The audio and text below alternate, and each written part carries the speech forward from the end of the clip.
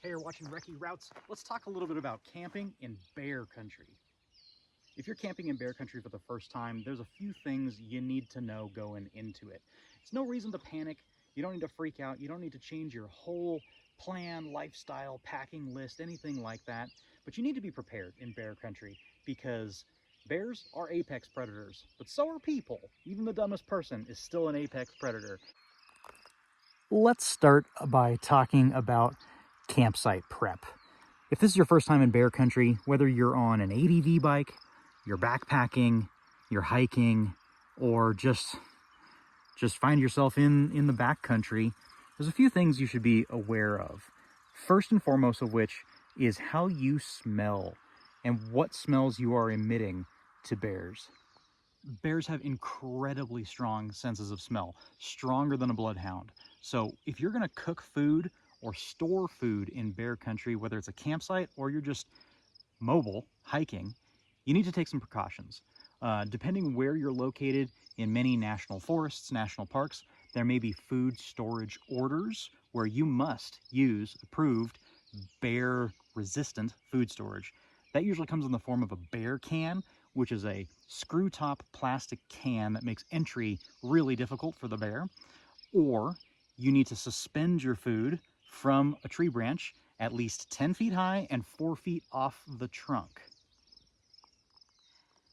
If you're lucky, some campsites have pre-established bear food storage areas. Now, these are communal metal boxes with either a latch or a lock, something that's accessible to humans, but a bear can't find his way into.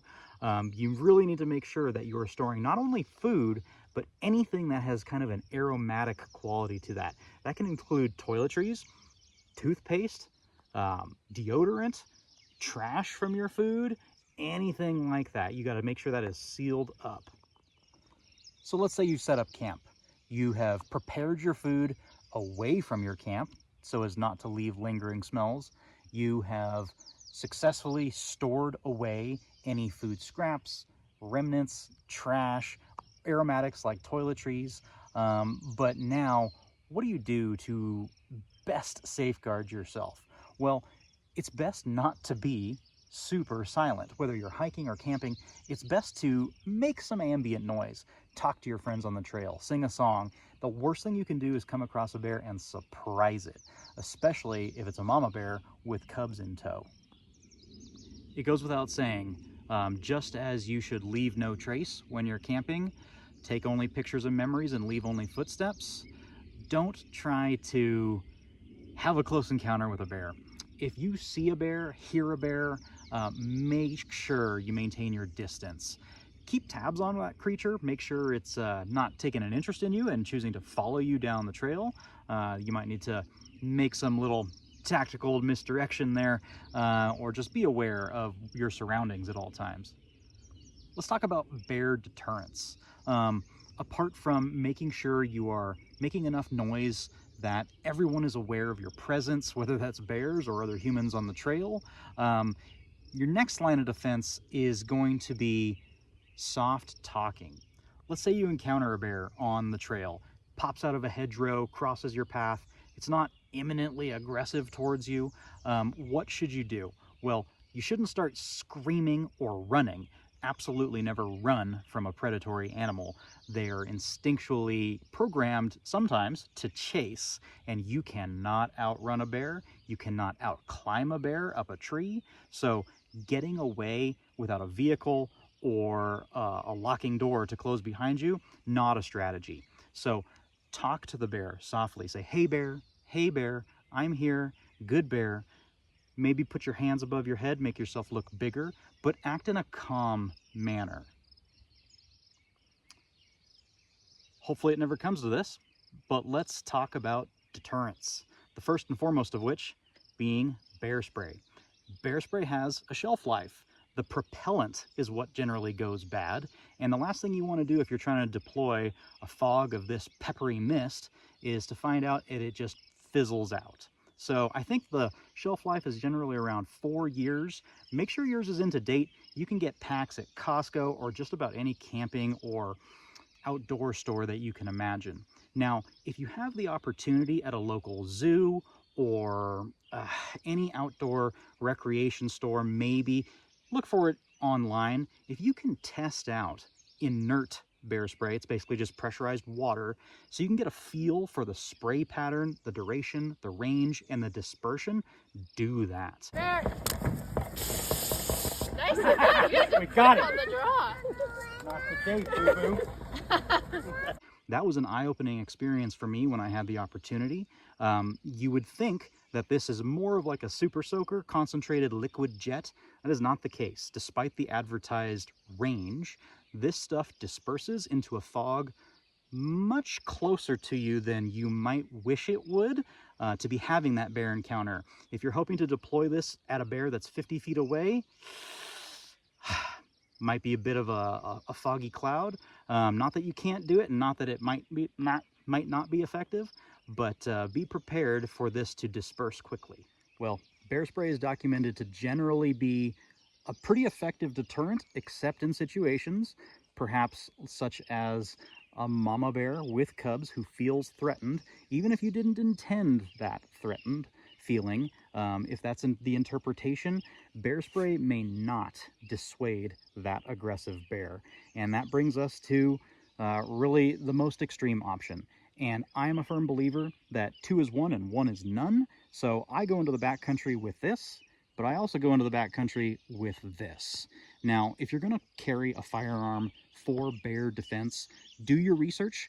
Make sure you are a comfortable, competent, and a safe user of said firearm, and train. Don't let the first time you use that firearm be to protect your life. Now, there is no shortage of debate on what firearm to choose if you're going into bear country and you want to pack something to go beyond bear spray. There are plenty of loads that are backcountry defensive loads, bear specific loads, but a lot of that's just marketing language. What you need to consider more so than caliber or brand is load type.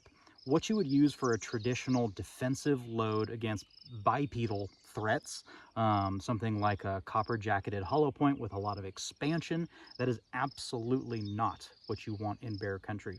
Bears have incredibly thick fur, hides, and bone structure, not to mention cranial structure, that those expansive projectiles just will not get through. What you want is hard cast solid lead, solid copper, or other such non-expanding rounds. Popular options are, of course, 10mm auto, because that gives you the option to carry something that's more familiar, like a Glock or other auto-loading pistol. Of course, traditional big-bore revolvers are famously effective, though can be intimidating to shoot if you're not a well-versed enthusiast. I choose to carry a Colt 44 mag Kodiak for its handling characteristics. It has a ported barrel to tame a little bit of recoil, and it's a very heavy gun, and that mass does tame some of that 44 punch.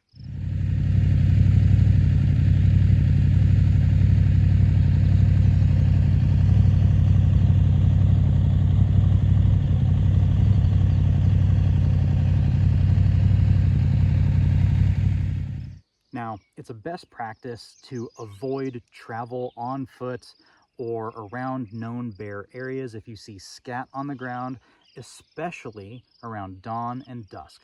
That is when those animals are most active and you're most likely to have that type of encounter. So if you're going to travel, ideally travel in groups, travel with a vehicle if you can, and if none of those are an option, make sure you are well versed, prepared, and trained to deploy whatever countermeasure that you are comfortable with. It could save your life. Of course, these tips are not all-inclusive, and I am not a wild, dangerous animal expert, so take my advice with a grain of salt. I'm not responsible for your mishaps in the woods with bears or otherwise. Also, check your local legalities when it comes to travel or what you can carry in bear country. Obviously, different states to states, national forests to national parks may have different regulations as it pertains to bear spray, firearms, and the like.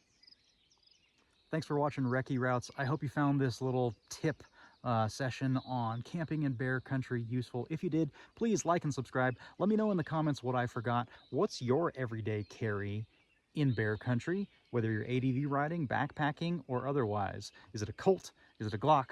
Is it a SIG? 10 millimeter, 9 millimeter, 44? What's your choice? Let me know.